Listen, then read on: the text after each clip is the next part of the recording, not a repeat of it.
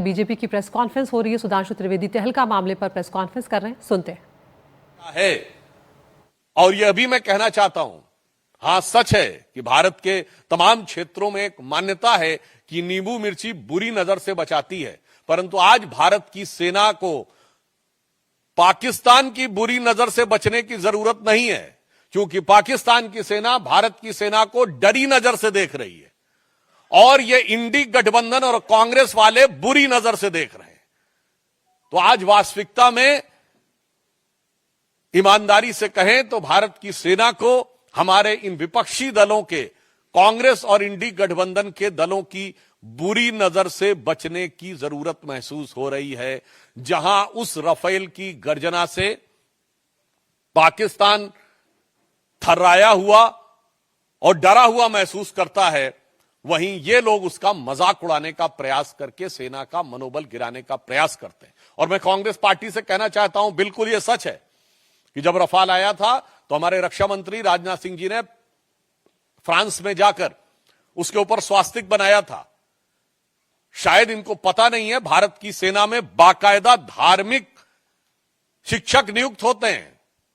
जब सैनिक युद्ध करने के लिए जाते हैं तो उनकी धार्मिक भावनाओं के अनुरूप जो वह परंपरा चाहे, जो वो रिचुअल चाहे, और उन धार्मिक भावनाओं के अनुरूप उनकी पूरी व्यवस्था की जाती है।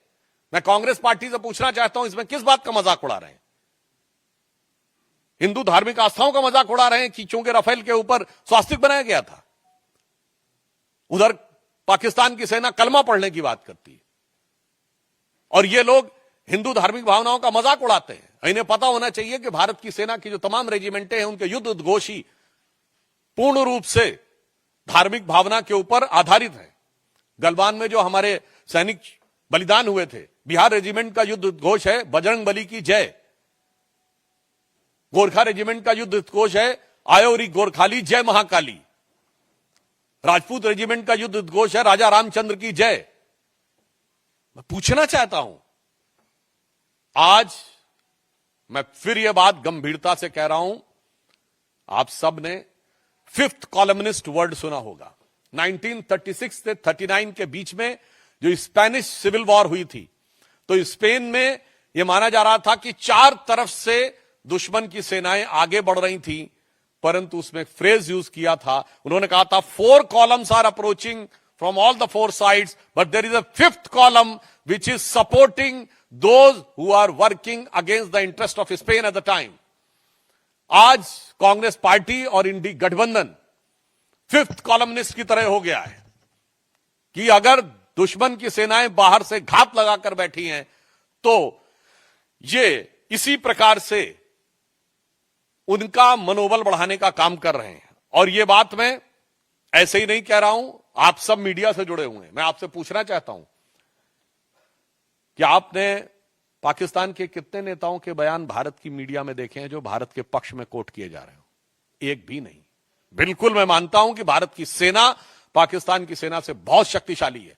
भारत की सरकार प्रधानमंत्री श्री नरेंद्र मोदी जी के नेतृत्व में दृढ़ निश्चय और संकल्प के साथ कटिबद्ध है, मगर एक मामले में पाकिस्तान हमसे मजबूत है। वो इस मामले में कि पाकिस्तान में एक भी नेता वहां की सेना का मनोबल गिराने के लिए कोई बयान नहीं दे रहा है। भारत में ऐसे बयानों की झड़ी लगी हुई है। पाकिस्तान के एक भी नेता का बयान भारत की मीडिया में हाईलाइट नहीं हो रहा है। दूसरी तरफ हमारे इंडी गठबंधन के तमाम नेताओं के बयान, वहां पर सिद्धारमैया जी का बयान, चन्नी जी का बयान, बाकायदा वहां की मीडिया में किस ढंग से बोले जा रहे हैं। वहां के राजनीतिक विश्लेषक वहां की टीवी डिबेटों में बैठकर भारत के राजनीतिक दलों का नाम लेकर, नेताओं का नाम लेकर यह शब्द प्रयोग कर रहे हैं कि सब लोग हिंदुस्तान में मोदी के साथ नहीं हैं। यहां तक शब्द प्रयोग किए गए, इसके वीडियो अवेलेबल हैं, राजनीतिक दलों का नाम लेकर कि ये लोग हमारे साथ हैं। और मैं विपक्ष दलों को भी बताना चाहता हूं कि विपक्ष में आचरण कैसे किया जाता है, यह उन्हें ध्यान रखना चाहिए। 2010 या 11 या 12 की बात है, जब पाकिस्तान के तत्कालीन प्रधानमंत्री नवाज शरीफ ने हमारे तत्कालीन प्रधानमंत्री स्वर्गीय मनमोहन सिंह जी के लिए आपत्तिजनक शब्दों का प्रयोग किया था, देहाती औरत और जाने किस किस संदर्भ में बोला था। उस समय हमारे वर्तमान प्रधानमंत्री और उस समय गुजरात के मुख्यमंत्री नरेंद्र मोदी जी ने दहाड़ कर कहा था कि कौन होता है पाकिस्तान हमारे 125 करोड़ भारतवासियों के प्रतिनिधि प्रधानमंत्री के बारे में टिप्पणी करने वाला।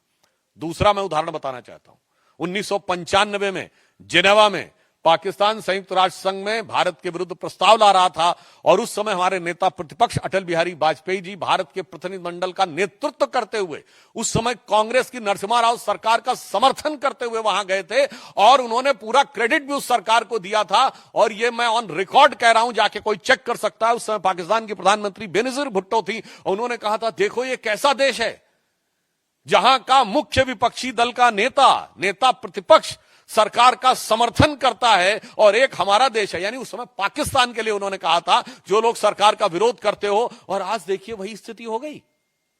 पाकिस्तान में पक्ष हो या प्रतिपक्ष दोनों सेना का समर्थन कर रहे हैं और हमारे यहां प्रतिपक्ष सेना का मनोबल गिराने का प्रयास कर रहा है। सर्जिकल स्ट्राइक का कभी प्रूफ मांग रहा है, कभी कह रहा है कि पुलवामा में क्या हुआ वगैरह वगैरह। तो मैं उनको भी, फिर भी अगर उनको कोई सबूत की जरूरत है तो मैं प्रमाण के साथ केवल पाकिस्तान की नेशनल असेंबली में बोले गए पाकिस्तान के सांसदों और मंत्रियों के बयान कोट कर देना चाहता हूं। इमरान खान ने नेशनल असेंबली ऑफ पाकिस्तान में एज प्राइम मिनिस्टर कहा कि बालाकोट में जो इन्होंने किया था उससे ज्यादा खौफनाक कुछ करने की सोच रहे हैं। 4 साल पुरानी बात। फवाद चौधरी पाकिस्तान के मंत्री थे और उनका फ्लोर ऑफ द हाउस पर नेशनल असेंबली में दिया गया बयान है कि हमने पुलवामा तक घुस के मारा था। मुझे लगता है इसके बाद भी भारत के किसी दल को सबूत चाहिए तो उन्हें चुल्लू भर पानी में डूब मरना चाहिए, क्योंकि फ्लोर ऑफ द हाउस पे मंत्री का दिया गया बयान सरकार का आधिकारिक बयान होता है। और इसके बाद पाकिस्तान के एक एमपी ने उस समय के फॉरेन मिनिस्टर शाह महमूद कुरैशी साहब को कोट करते हुए कहा कि मैं बैठा हुआ था, शाह महमूद कुरैशी साहब यानी उस समय के फॉरेन मिनिस्टर बैठे थे, आर्मी चीफ आए और आर्मी चीफ के पांव कांप रहे थे। यह फ्लोर ऑफ द हाउस पे दिया गया बयान है। आर्मी चीफ के पांव कांप रहे थे। उन्होंने कहा, खुदा का वास्ता है अभिनंदन को वापस कर दो वरना शाम तक इंडिया अटैक कर देगा। यह सदन के पटल पर इमरान खान का एज प्राइम मिनिस्टर दिया गया स्टेटमेंट है कि पिछले 73 सालों में, उस समय 73 साल हुए थे, ऐसी गवर्नमेंट नहीं आई जिसने पाकिस्तान के लिए इतनी मुसीबत क्रिएट की हो जितनी ये मोदी की सरकार आई है।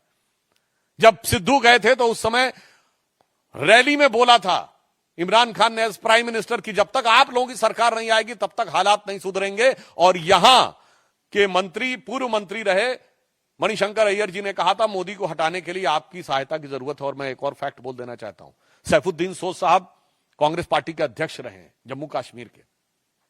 उन्होंने अपनी एक किताब लिखी है जम्मू कश्मीर के बारे में, जिसमें उन्होंने मुशर्रफ के स्टेटमेंट को कोट करते हुए कहा है कि यदि मुशर्रफ ने यह कहा था कि कश्मीर को भारत से अलग हो जाना चाहिए तो आज की डेट में वो सही प्रतीत होता है। मैं कांग्रेस से पूछना चाहता हूं कि आपका यह पुराना याराना कब से है भाई पाकिस्तान से? क्या आपको मुशर्रफ का बयान सही लगता है? पाकिस्तान की आर्मी के चीफ के गले मिलते हैं आप, भारत के आर्मी चीफ के बारे में आपत्तिजनक बातें करते हैं। इसलिए मैं स्पष्ट रूप से देश की जनता को संबोधित करते हुए कहना चाहूंगा कि देश के अंदर और बाहर सरकार और सेना पूरी दृढ़ता के साथ, कूटनीतिक दक्षता के साथ जहां संकल्पित होकर खड़ी है। इस समय भी रक्षा मंत्री जी की जापान के रक्षा मंत्री से वार्ता चल रही है, तो दूसरी तरफ विपक्ष के द्वारा जिस प्रकार का घटनाक्रम किया जा रहा है यह अपने आप में बहुत दुखद है, निंदनीय है, भर्त्सना योग्य है। परंतु तो सुधांशु त्रिवेदी को आप सुन रहे हैं, ये जो विपक्ष पर वो हमला कर रहे हैं उसके पीछे जो तस्वीर हम आपको दिखा रहे थे वो वजह थी। उत्तर प्रदेश कांग्रेस के अध्यक्ष अजय राय ने रफाल विमान का खिलौना दिखाते हुए मोदी सरकार पर हमला बोला था। उसमें उन्होंने मिर्च और नींबू भी लटकाए। उनका कहना यह था कि घटनाएं बढ़ रही हैं लेकिन अभी तक जवाबी कार्रवाई नहीं की गई है।